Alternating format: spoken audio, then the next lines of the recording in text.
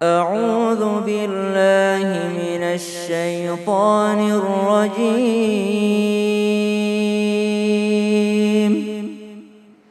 بسم الله الرحمن الرحيم.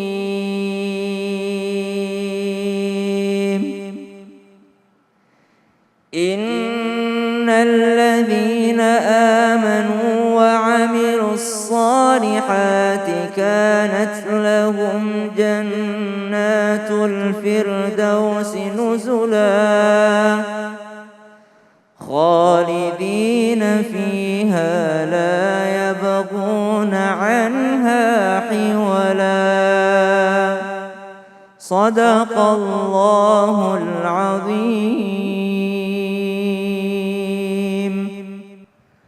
Aku berlindung kepada Allah dari godaan setan yang terkutuk. Dengan menyebut nama Allah yang maha pengasih lagi maha penyayang. Sungguh orang yang beriman dan mengerjakan kebajikan, untuk mereka disediakan surga Firdaus sebagai tempat tinggal. Mereka kekal di dalamnya. Mereka tidak ingin pindah dari sana. Maha benar Allah dengan segala firman-Nya.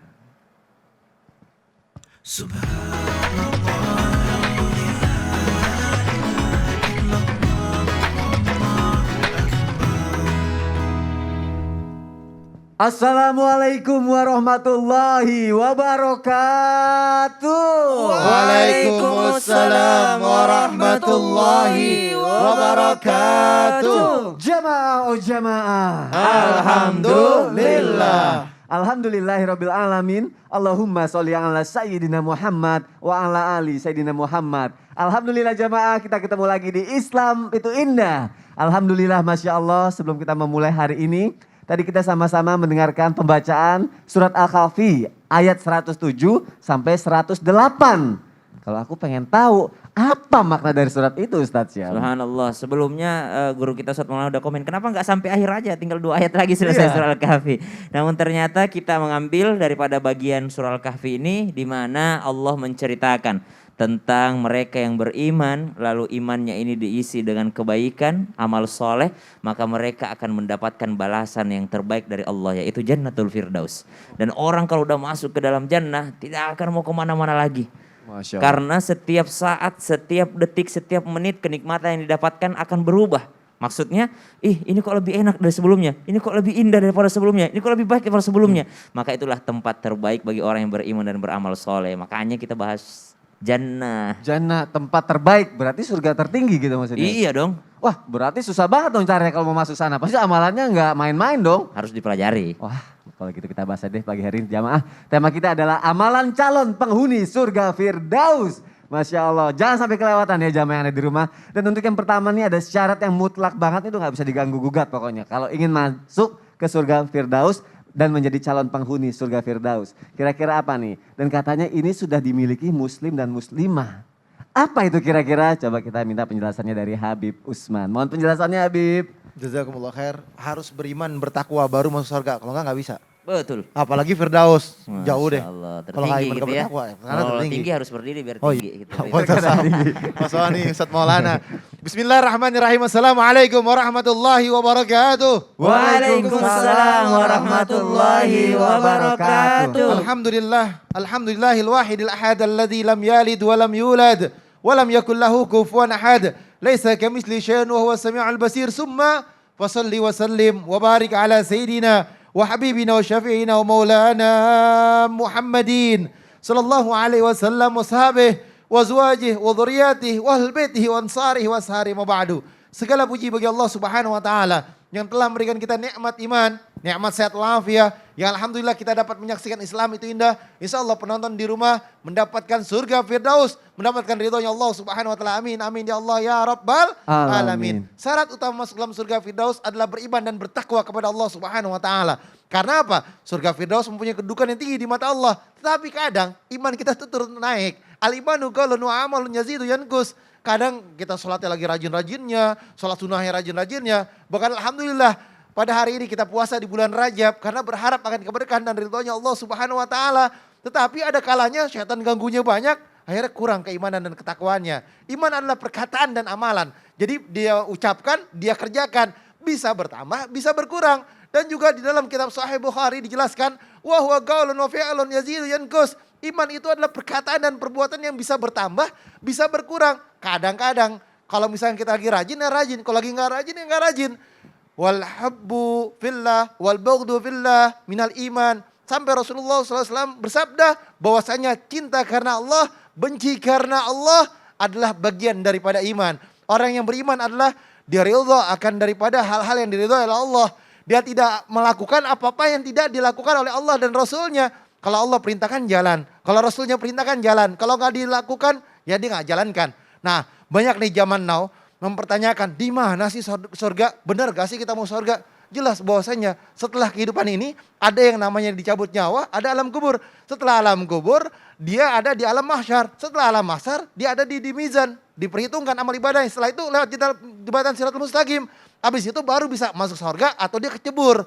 Kalau kecebur dia neraka. Tapi kalau dia bisa lewat jembatan Siratul Mustaqim, insya Allah dia masuk ke dalam surganya Allah Subhanahu wa Ta'ala. Tapi belum tentu juga Firdaus, tergantung amal ibadahnya. Nah banyak orang yang mempertanyakan setelah kematian, kalau mati ya udah selesai. Nah inilah mereka yang gak iman dan gak bertakwa kepada Allah. Orang yang beriman bertakwa, jannatu adnin tajri min tahtiha al-anharu khalidina fiha abadan. Dia mengharapkan surganya Allah. Karena apa? Kenikmatan yang tiada taranya. Dia bilang tuh udah gak usah ibadah, gak usah beriman. Yang penting kita berbuat baik aja. Udah gak usah ganggu orang lain. Nyumbang sebanyak-banyaknya, kasih sebanyak-banyaknya. Inilah orang yang celaka. Amal ibadahnya dia gak kerjakan, dia gak mau sholat, gak mau ibadah, gak mau sholat, gak mau zakat, gak mau puasa, gak mau haji. Dia cuma sodako aja, dia kerjain apa yang dianggap benar, kata-katanya dia baik, tapi apa? Orang ini gak akan bisa masuk ke dalam surga Firdaus. Jauh daripada keberkahan dan ridhonya Allah Subhanahu wa Ta'ala. Karena apa? Mereka menggampangkan dan mereka berharap. Dia bilang udah gak apa-apa kita jadi orang baik aja cukup. Ya. Udah gak perlu pakai jilbab, gak perlu begini, gak perlu begitu. Nih celaka nih orang. Aduh, bahaya. Berarti udah syarat mutlak gak bisa diganggu-gugat ya. Gak iman bisa. sama takwa itu ya Bib ya. Gak bisa. Yang masih terkadang ada yang ya udah muslim tapi belum yakin. Berarti imannya belum kuat gitu ya Bib ya. Iman itu harus diperkuat dengan bertakwa kepada Allah. Baik, Masya Allah. Terima kasih Habib Usman untuk penjelasannya. Kita lanjutkan lagi jamaah yang ada di rumah. Aku punya artikel nih, aku bacain ya. Ini pria di Demak ini khusyuk sholat di lapangan sendirian semenjak corona. Siapakah dia? Seorang pria asal Demak, Jawa Tengah mencuri perhatian karena kerap sholat sendirian di lapangan Pelita Desa Tridono Rejo, Kecamatan Bonang, Demak. Pria bernama Muhalimin 53 itu rutin sholat sekitar pukul 9 sampai 10. Saat ditemui detik.com, Jumat kemarin Muhalimin tampak memarkirkan motornya di pinggir lapangan. Dia terlihat memakai peci hitam dan membawa sejadah serta buku Yasin.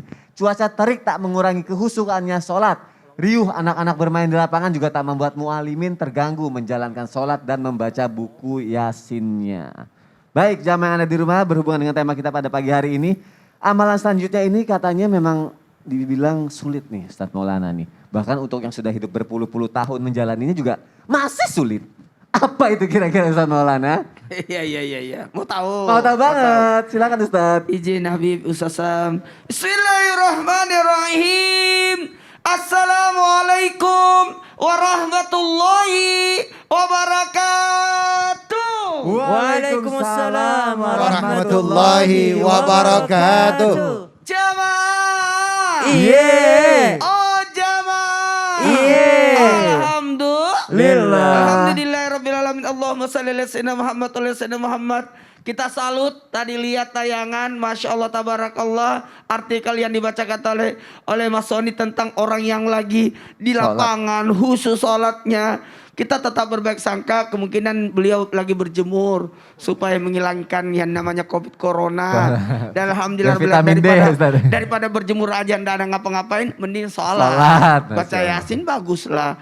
Nah ternyata yang kita mau lihat di sini apa hubungannya dengan tema kita yang ditanyakan tadi Mas Sony, yang paling sulit untuk kita lakukan, yakni ketika tadi artikel tadi disebutkan ada anak-anak yang main bola di sampingnya di lapangan tetap khusyuk. Maka yang paling sulit menurut Mas Sony dan menurut kita semua adalah kehusyuan.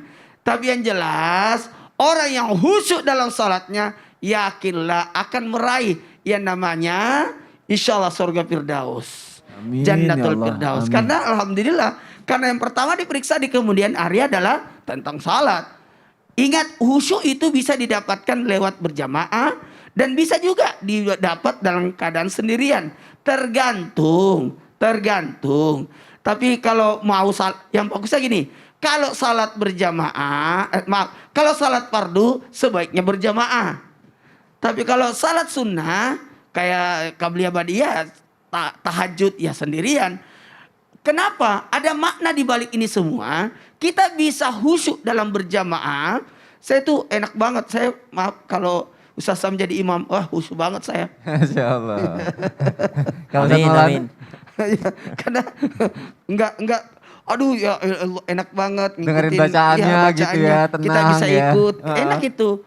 Ada lagi kalau kita sendirian beda lagi khusyuknya itu alhamdulillah ada karena gini, kita bahas khusyuk itu adalah ketenangan, raih ketenangan dalam salat, raih tumaknina dalam salat.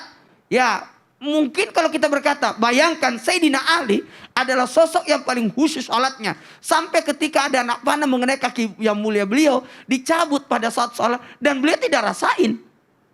Tapi apa yang terjadi ketika Nabi meminta untuk Sayyidina Ali untuk memilih antara permadani biru atau merah, beliau mengambil yang biru kan?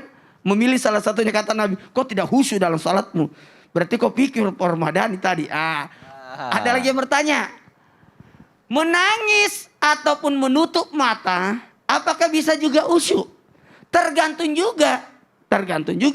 Karena bisa jadi nangis itu bisa membatalkan salat. Kalau mengeluarkan kata-kata, sedihnya hatiku, batal lah salatmu itu.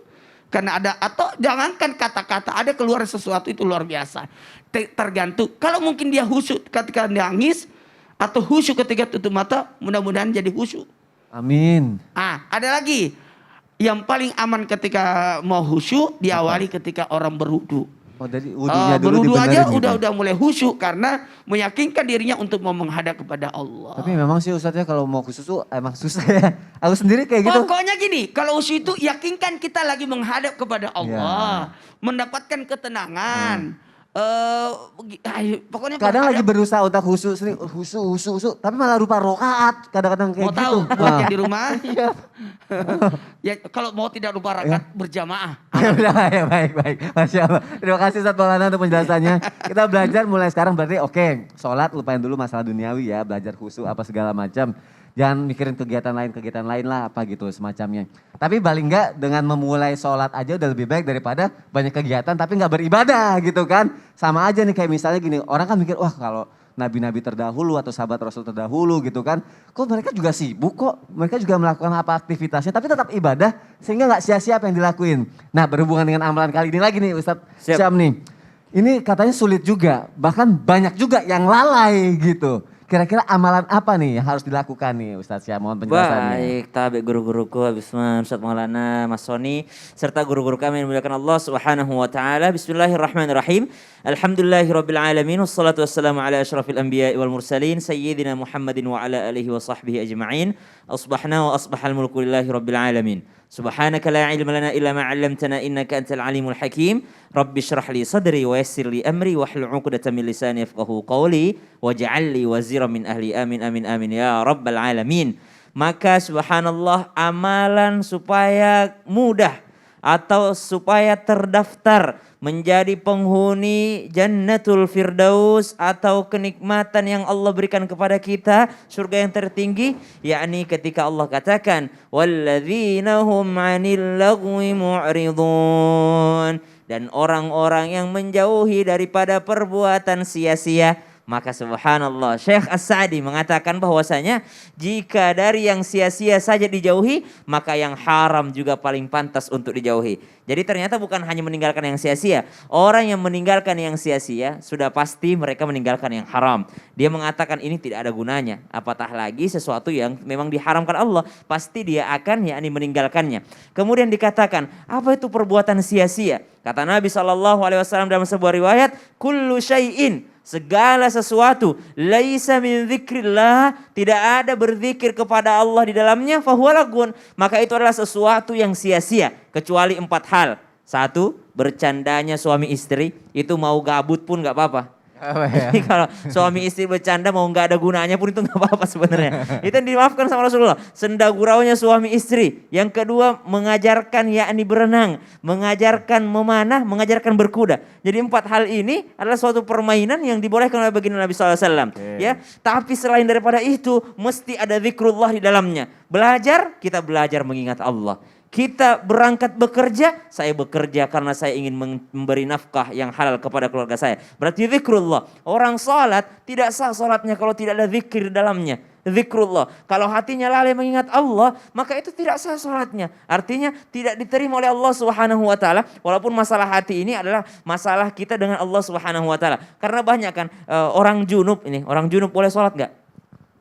Enggak boleh, harus mandi besar dulu gitu ya.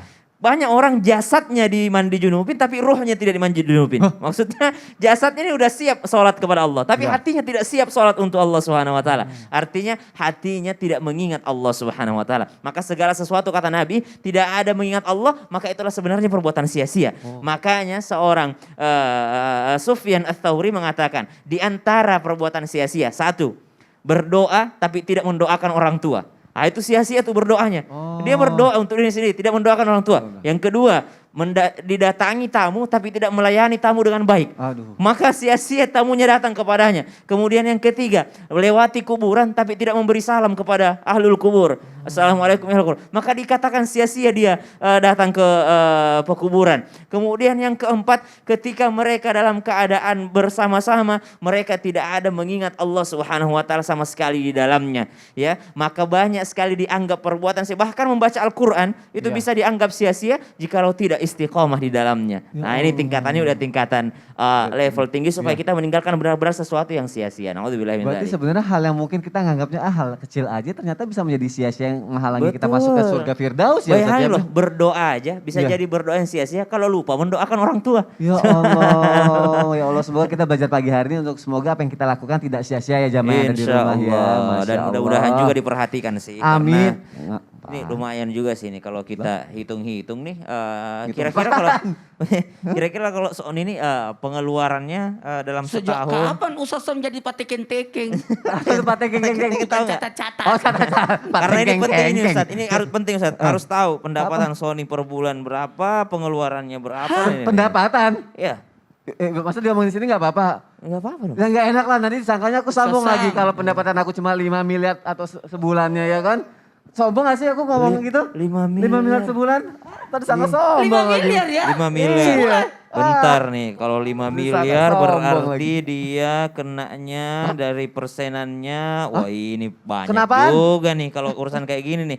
Kenapaan? Aduh, nih, janganlah. Ini banyak nih. Kenapa Ustaz? Banyak nih panjang catatan ini, Oh, bisa panjang. 4 lembar nih catatannya nih. Apaan Ini karena kondisinya? panjang, habis ini aja lah. Waduh, banyak juga Saya nih jadi kenanya deg-degan nih kalau apaan gini sih? nih. Kayaknya mau itu Udah jangan kemana-mana itu nanti Hitung-hitungan kami ya. tunda ya. 100 juta Jamaah lah. jamaah alhamdulillah. Apa sih kok aku jadi Banyak nih. deg-degan? Jangan nitip dulu. Kenapa nih?